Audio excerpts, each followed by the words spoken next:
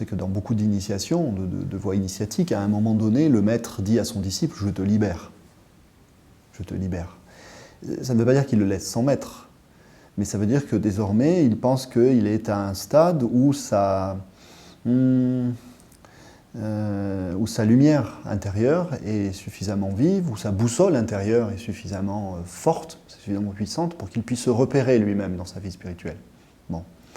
Mais ça, c'est une situation qui, pendant des millénaires, a été la situation exceptionnelle de quelques êtres qui ont connu un développement spirituel extraordinaire. Et la majorité des hommes, et même la majorité des disciples en réalité, continuaient d'avoir besoin du maître. Et vis-à-vis de ça, encore une fois, la caractéristique des temps qui me semblent venir, correspond à cette idée que ce qui était le lot, la possibilité, la capacité de quelques-uns, de quelques êtres exceptionnels, pourrait devenir, j'exagère un peu quand je le dis comme ça, mais pourrait devenir une loi d'espèce, ou plus exactement, pourrait devenir la dominante de la vie spirituelle. Aussi loin que je me souvienne, j'ai toujours été spontanément, pas concerné, j'ai toujours été spontanément attentif à Dieu, ou à ce qu'on appelle Dieu.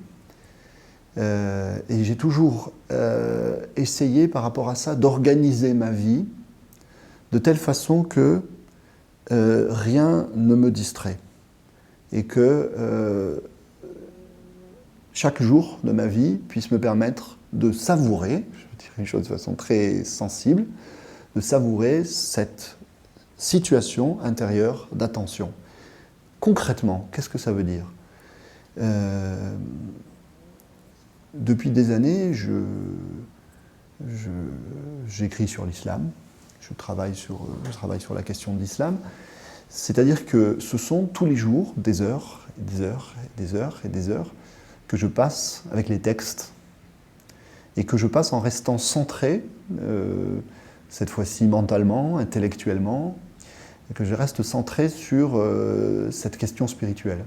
Et donc en réalité, je n'ai pas réellement l'impression que ma vie spirituelle cesse à un moment donné, c'est-à-dire je n'ai pas du tout cette impression, si vous voulez, de quelqu'un qui passerait d'une pièce à l'autre en changeant de vêtements, en disant là il y a ma vie quotidienne, et puis il y a les moments que j'essaie d'aménager pour mener ma vie spirituelle au moyen de telle ou telle activité que je vais entreprendre, etc.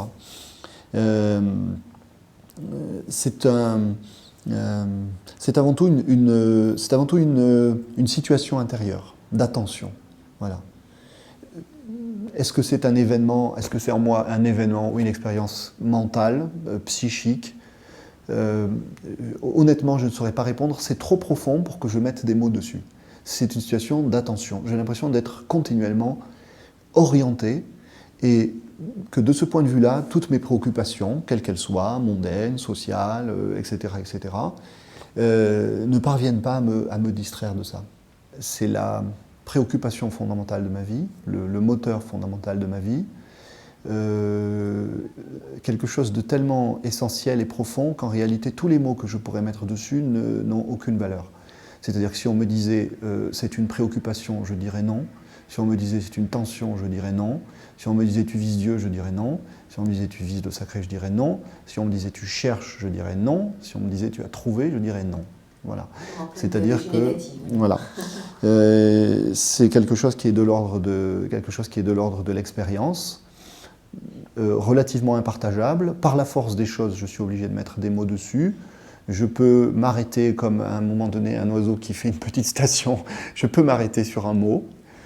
Pourquoi pas, après tout, dire que c'est le sacré qui me préoccupe et que le sacré me préoccupe pour indiquer à mon interlocuteur qu'effectivement cette dimension-là est fondamentale. Mais au cœur de l'expérience spirituelle, je n'ai jamais réussi à mettre de mots sur cette situation. Et c'est d'ailleurs ce qui m'a rendu perplexe et très méfiant vis-à-vis de tous les discours spirituels en général, d'où qu'ils viennent et quel que soit leur degré de profondeur autoproclamé.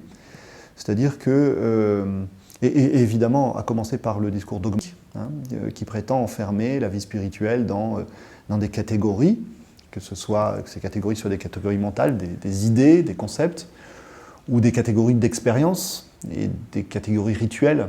Il faut faire ça pour obtenir tel résultat qui est défini de telle façon. Je fais l'expérience par rapport à ça, et d'ailleurs c'est quelque chose que j'aurais envie de transmettre et que j'ai essayé de transmettre dans Self-Islam, par exemple, dans le livre Self-Islam, c'est l'idée d'une liberté profonde, liberté intérieure profonde. En réalité, je ne crois pas qu'il y ait de situation privilégiée pour entrer en contact avec la réalité qu'on appelle la réalité divine. Elle peut nous saisir à n'importe quel moment.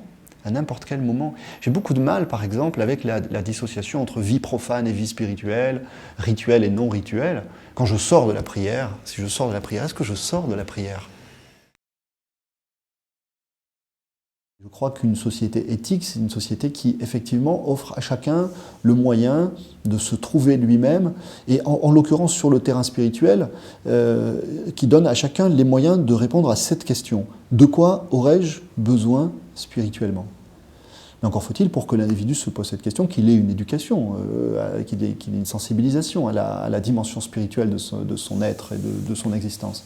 Donc le travail est double ici. D'abord, il s'agit pour une société éthique, première responsabilité d'une société éthique, qui est d'éveiller en chacun la conscience de l'importance de la vie spirituelle. Et aujourd'hui, on est dans une société qui est catastrophique de ce point de vue-là, puisque on a l'impression que, comme vous le disiez tout à l'heure, la vie spirituelle, c'est une espèce de petit supplément d'âme, hobby secondaire, en tout cas tout à fait subsidiaire, facultatif, quelque chose de facultatif. Bon, comme au lycée ou au collège, il y a des matières facultatives que tout le monde s'empresse de ne pas choisir.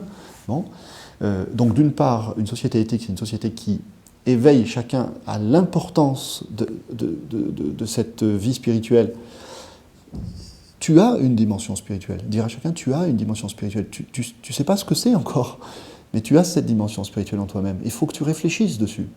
Ça, c'est le premier point. Et le deuxième caractéristique d'une société qui serait éthiquement développée, ça serait de donner ensuite à chacun, une fois cette première conscience acquise, ou cette première question posée, après tout, qu'est-ce que c'est que cette dimension spirituelle chez moi ? Lui donner les moyens de la découvrir, de la ressentir et de l'actualiser pleinement.